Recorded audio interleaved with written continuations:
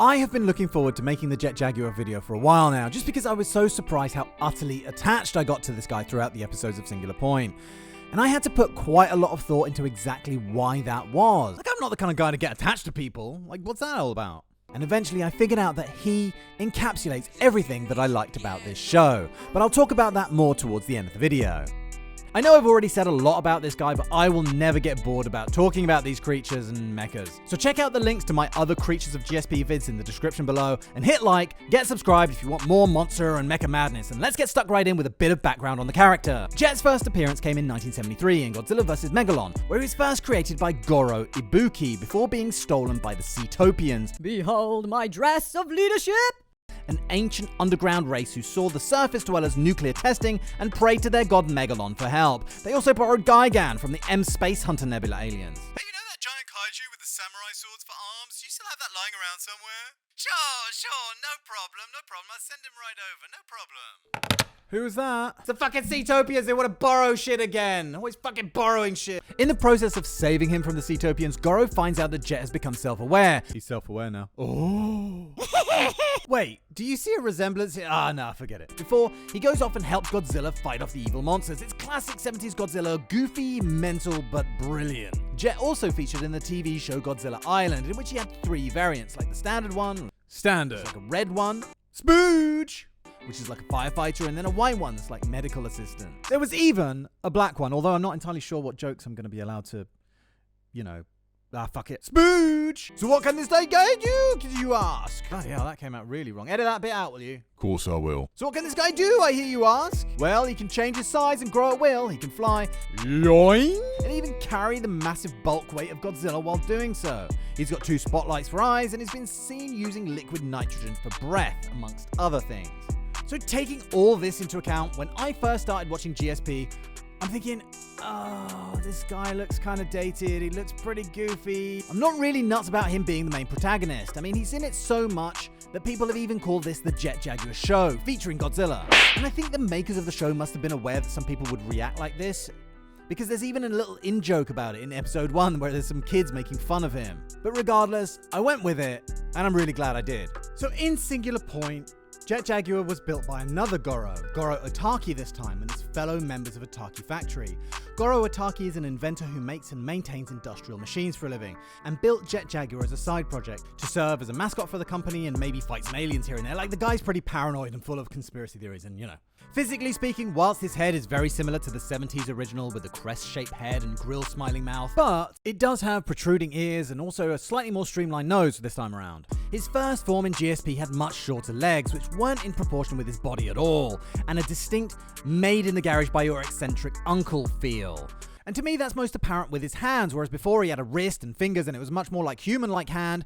Now he's got like 2 cylinders bolted together forming his forearm and his hand, and a bunch of fingers that looks like one of those grabbers on the end of a submersible submarine. What other kind of submarines are there? I mean, other than submersible ones. Get fucked! His yellow shoulder epaulettes remain, but now he has a cockpit in his chest, which gives his belly like this kind of rounded and almost a fat look. I mean, let's see how you'd look if you had a 75-year-old crackpot whose eyes pointed in different directions sitting in your abdomen. Hi, no fat on me, okay? I'm planning to put on 50 kilos. I want to be a lovely, plumpy, Humpty Dumpty. Oh, God, don't tell me they're coming back again. I will medicate you! But his tubbiness only makes him more quirky and adorable, let's face it. He also has this box on his back, which if I remember correctly is a battery pack that can be ejected if need be. The door to the cockpit isn't particularly durable though, as it's a mesh cover, and it's really easily ripped open when Jet first fights Rodan. He also has his arm chewed off in that fight and nearly has his head ripped off in the fight. So after that, and after an extensive repair and rebuild job, we see Jet's second form, if you want to call it that. The Otaki Factory guys patch him up with some wheels borrowed from Industrial Robot they were working on for his battle with Anguirus. The fight with Anguirus doesn't go much better than the fight with Rodan did though, with Jet getting his head literally ripped off this time. But he does manage to bring Anguirus down using a harpoon gun at point blank range. But with his wheels, he can shift surprisingly fast, as we see here. Anyway, after he gets his head ripped off by Anguirus, Yun gets an AI he created called Jung, which is, just a little confusing, to take control of Jet Jaguar. And this is its first step to becoming self-aware. Not exactly a ninja, I know, but from small seeds, I mean, you know the saying. Luckily, Jung is a fast learner because with some help from Yun, Jet quickly defeats Anguirus. Check out my video on that if you want more details on how that happened. So that gives us Jet Jaguar Jung, who, after a body rebuild, gets longer arms and legs. The cockpit in the chest is now gone, as that's no longer needed, as it's being controlled by an AI and no longer needs a pilot. And after a software update, learns to wield the Spear of Anguirus, and also combine it with some pretty awesome martial arts techniques, but also interestingly begins to grapple with emotions and feelings. Aww, feel. Anyway, Jet also ends up in the water at one point after dealing with the pesky Rodan, and seems to have no problems operating in the water, which is surprising considering how full of electronics he must be. Then, in order to get the orthogonal diagonalizer as close as possible to Godzilla, he's later equipped with 2 rotor blades that allow him to fly and hover, which are reminiscent of the propellers you see on Ospreys, which can rotate between both forward and upward positions. As with everything about Jet Jaguar, they aren't particularly streamlined and they kind of jut out and look really unbalanced and aren't particularly proportional to anything else, but again, I think that looks really cool. The rotor unit also has a seat for a passenger to precariously sit on his back. Rather you than me, Yun buddy. Rather you than me. And as I said in an earlier vid, I love how the blade tips glow red, as I'm guessing they heat up from plowing through all the archetype in the air. Anyway, the rotor unit doesn't last long and one engine catches fire before breaking off completely, and JJ crashes. But if you thought that was the end of Jet, you would be wrong, because this happens.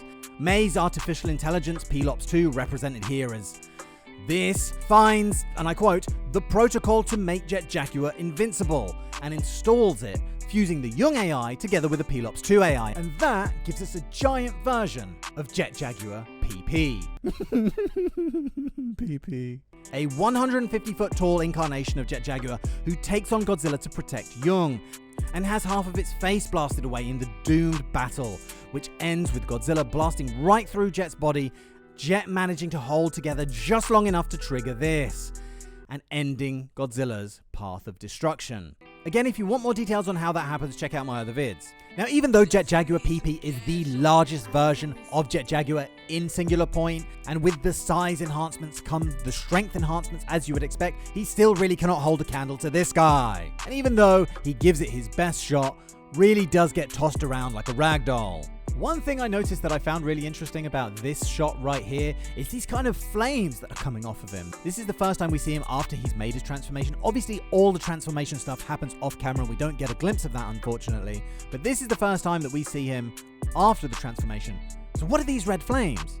Is it just steam indicating that his temperature has been raised to an extraordinary degree in the transformation process? Or is it leftover archetype? Perhaps Jet Jaguar has somehow used the archetype to use as the building block for his new body components. So how did this one character encapsulate everything that I loved about GSP? Well, he was quirky, he was flawed. At one stage, he was a really complex individual that I struggled to understand. He was a character full of that bonkers Japanese insanity that the rules of the rest of the world don't really seem to apply to. Now, considering that Godzilla will most likely be back in one form or another in Season 2, it's totally possible that Jet Jaguar will return also. However, this felt really final. The way that Jet Jaguar said goodbye to Jung before being vaporized felt like a real goodbye that isn't going to be reversed. And as much as I enjoyed seeing this character in the end, seeing its progression and evolution and growth, I think that bringing Jet back would almost cheapen this amazing moment, as well as the fact that this universe is full of great characters, and I'd love to see more of them in action. And if I'm right, it's with a tear in the eye that we say goodbye to Jet Jaguar, a character that started out as a lifeless, shoddily assembled garage project of a madman, and turned out to be a smart, sensitive and selfless savior of the world.